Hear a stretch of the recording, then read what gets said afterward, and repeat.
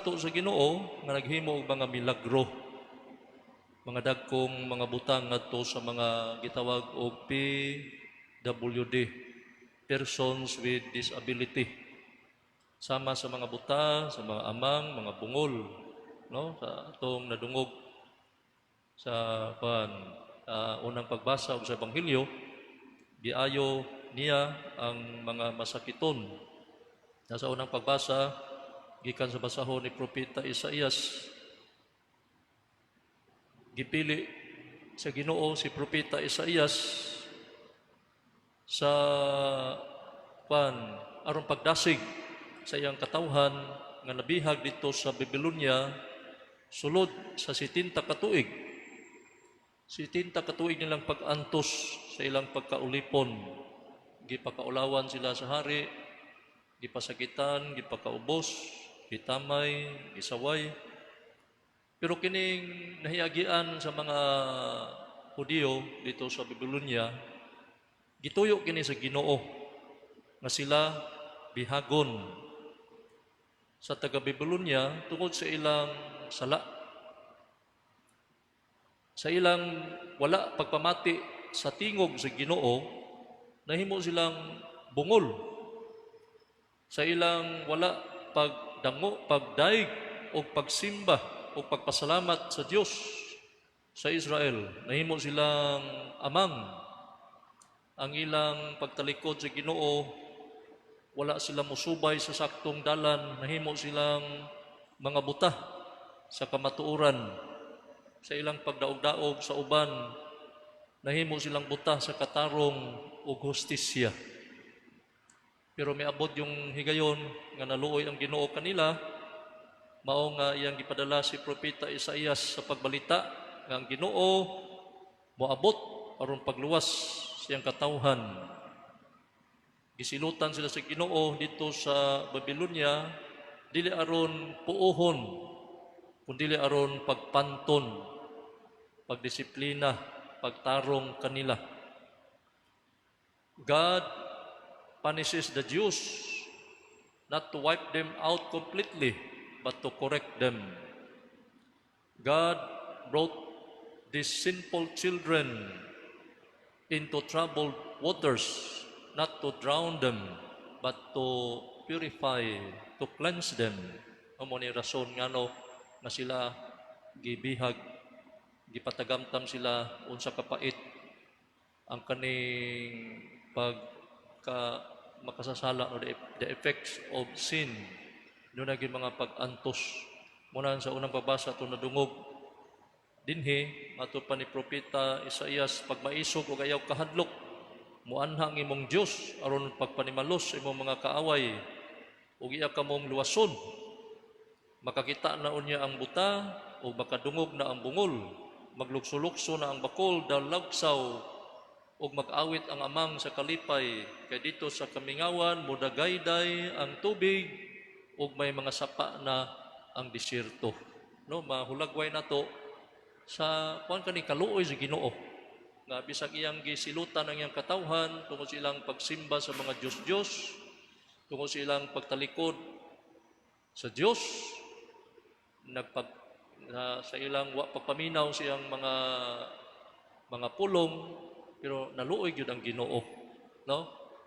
Muna sa ikaduhang pagbasa usab gikan sa basahon ni Santiago, nga giawhag kita nga dili kita magpihig-pihig. We should not discriminate in treating our brothers and sisters. Dili kita magpihig-pihig kinsay atong tagdon. Kay kung magpihig-pihig kita, atong gihimo atong kugalingon nga buta sa katarong, buta sa kaangayan, kay wala ta kahibalo nga ang Ginoo di ay gusto o pag-angay-angay, no? Gusto siya kanang mugtagad kita sa usag-usa, kay we should treat everybody equally because we are all children of God. So gipahinumduman kita nga dili kita magpili-pili kinsa itong tagdon.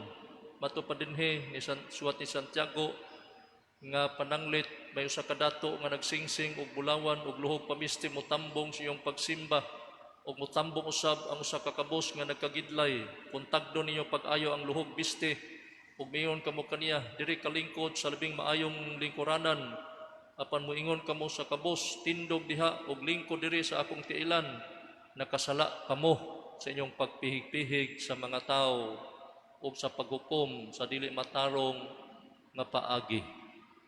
No? Ato pa og ato ning buhaton nahimo kitang buta sa katarong.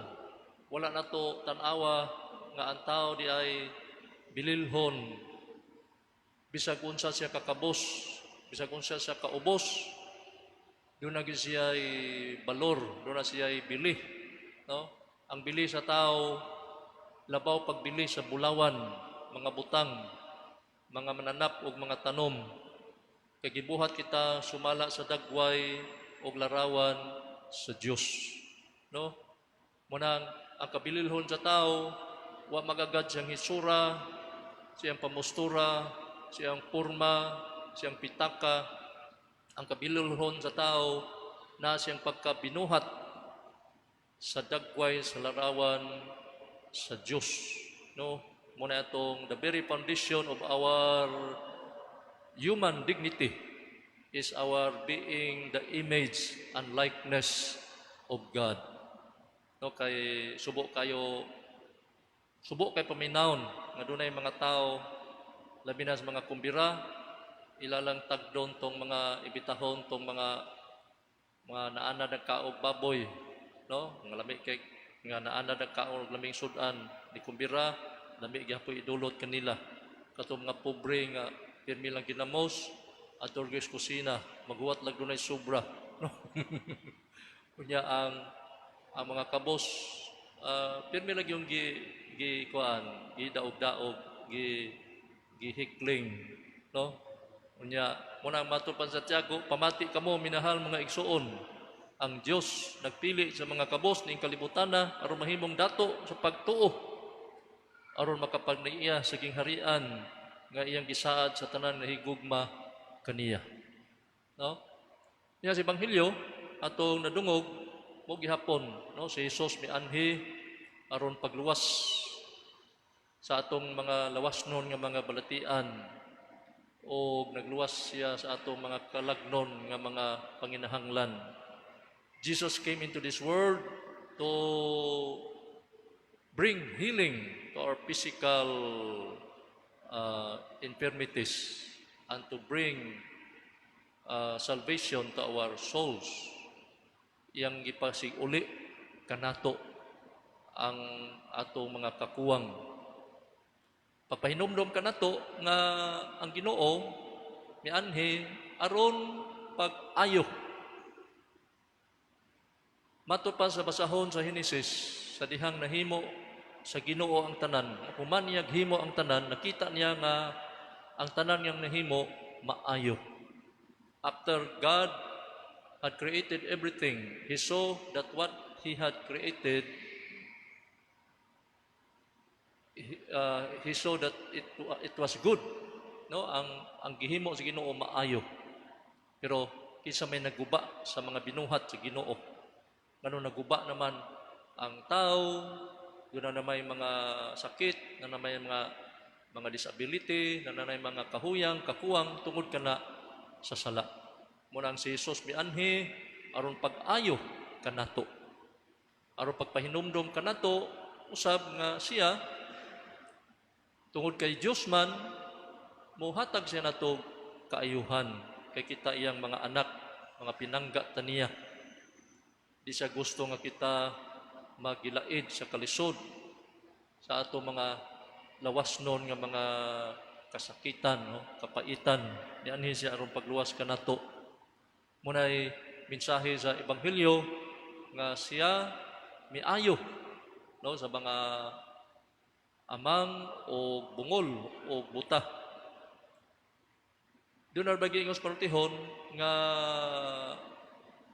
kung ang pagkaamang kung ang pagkabuta sa tao makapalayo sa tao sa mga butang. ang pagkaamang o pagkabungol sa tao, makapalayo sa tao sa iyang isikataw. Mas grabe gyud ning bungol ug amang, kay wa gyud tay mahimong kanang gitawag og intimate close relationship, because relationship starts with communication. It starts with speaking, no? Muna kung amang ta, di kita maka-establish kayo og suod nga panaghigala. Muna ang Ginoo kay mianhi man siya aron pakigsuod kanato. Mianhi siya diha sa dagway ni Hesus aron pakighiusa kanato. Yang giayo ang atong pagkaamang. Giayo niya ang atong kakuwang sa pagigrelasyon niya. Muna diha kang Hesus, nahimo kitang suod sa amahan. Kay nahimo kitang